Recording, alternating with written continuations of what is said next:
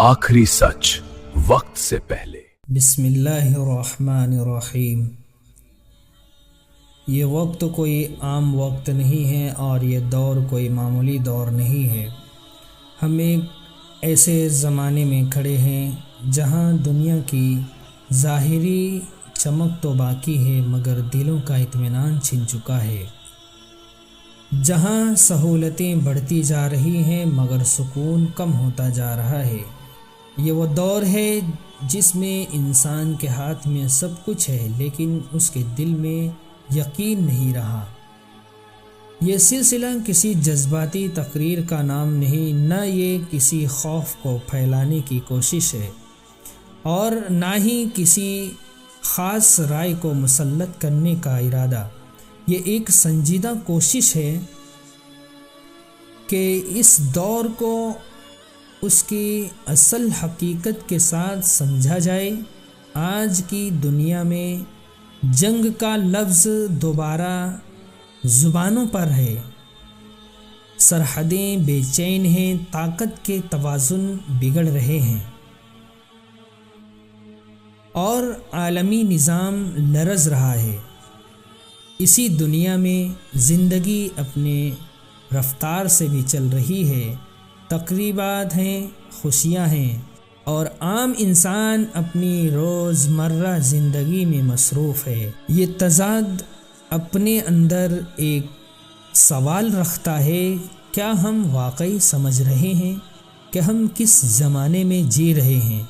ये सिलसिला इसी सवाल से जन्म लेता है।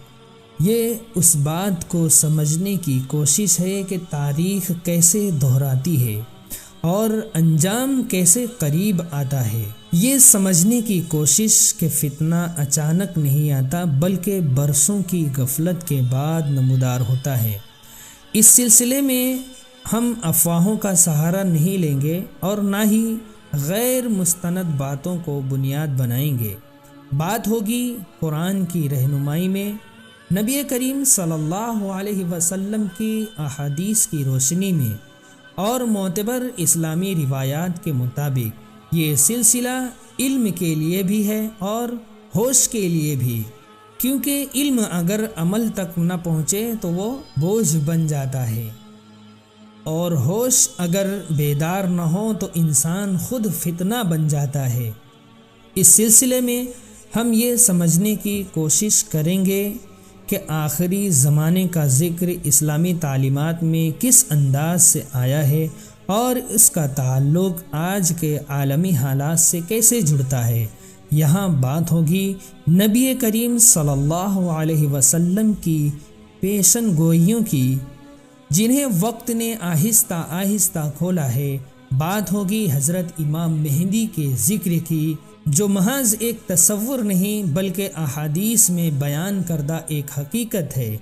ये सिलसिला किसी तारीख़ को मस्ख करेगा, न किसी हकीकत को छुपाएगा और ना ही किसी उम्मीद या खौफ को बेचेगा। यहाँ कोशिश सिर्फ ये होगी कि बात उसके असल वज़न के साथ रखी जाए। ये सिलसिला हर उस शख्स के लिए है जो शोर में सच तलाश करना चाहता है, जो जज्बात के बजाय दलील सुनना चाहता है और जो इस दौर में अपनी ज़िम्मेदारी को समझना चाहता है।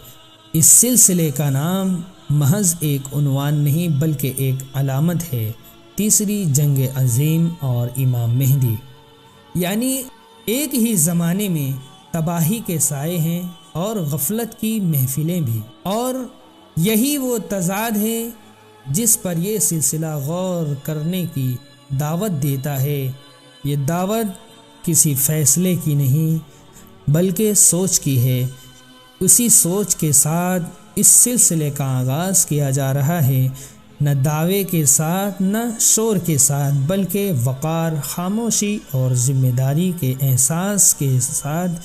इसीलिए इस सिलसिले को ये नाम दिया गया है आखिरी सच वक्त से पहले, क्योंकि जब हकीकत पूरे तौर पर सामने आती है तो अक्सर वक्त हाथ से निकल चुका होता है।